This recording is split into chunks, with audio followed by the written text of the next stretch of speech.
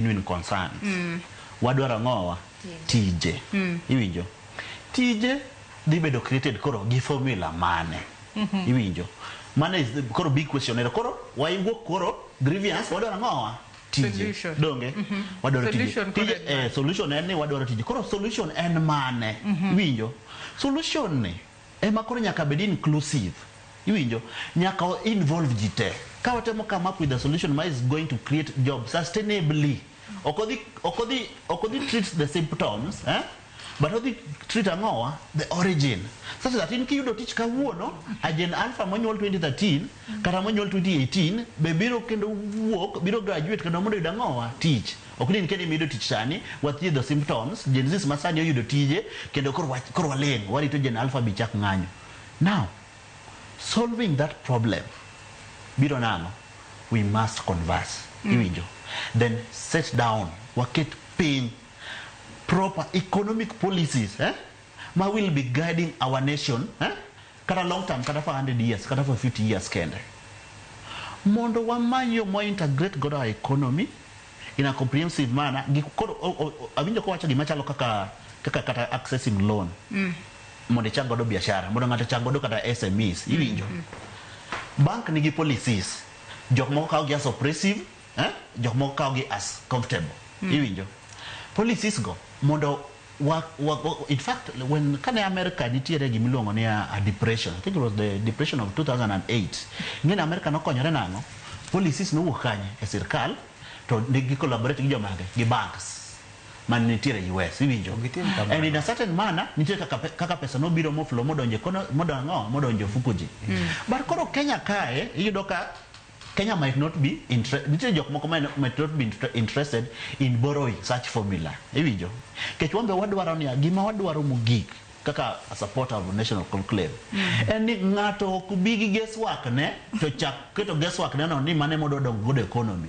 Ni ngato biro guesswork ni bottom up model hapana. Winja wate, ni kama kaka dhi dongo economy wa chapter ni wacho ni kama kaka yudhe biro ketne gi tije. Agricultural sector, parastatals, healthcare, and so on. That is the reason we must converse. Kokwa bedo pinywa biro gia sustainable structure, is going to be like a lifetime. And I want to give you case studies. Pinywa chaloka China. China is very peaceful. Tingeni gisa be president achel for how long? Tibinge geomia China is peaceful. Jinigi pesa. Economy is thriving.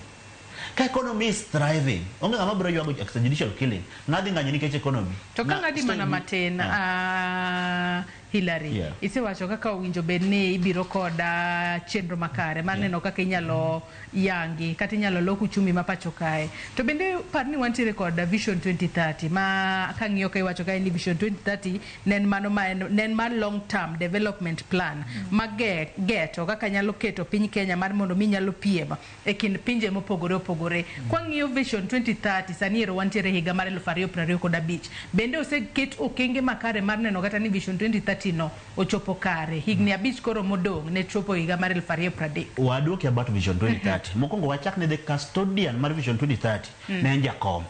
The most transformation leader mwasebedo gode Kenya ka. Emomiyo ka Jakom suggest national conclave nyaki support. Anyway, waduoki.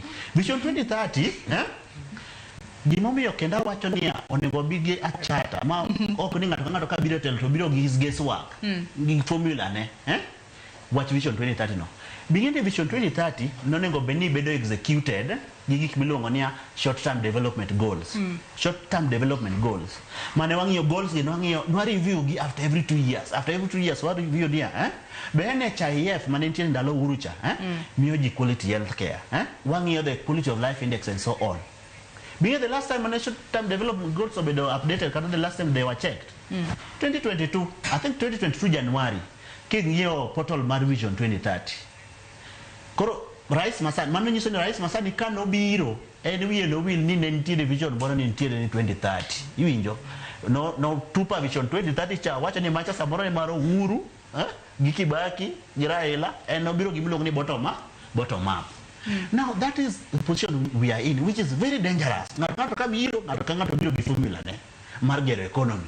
Koro, yes, we are progressing legally, rights magiji obedo protected, but economica walore aluora, wakia ni watim nango, ji survive tu, ji go mana mijengo, ji timo menial jobs and so on, because we don't have a structure as to how we are going to develop and expand and make our economy sustainable. Vision 2030 was there, but gimoinye Ruto kane biro, President Ruto kane biro, en no biro guesswork ne, milong ne bottom up. Vision 2030 cha wiye no will godo. Ng'ato kendo ka biro wach koro kaka jok ma support to die jok ma support Maraga ka biro to minyalo yudo ni koro onge gi clue about the economy totally. Iwinjo chango biro gi formula moro ma is very different. That confusion ema nyaka we do away with from the national conclave. Cindy ando wacho niya gigo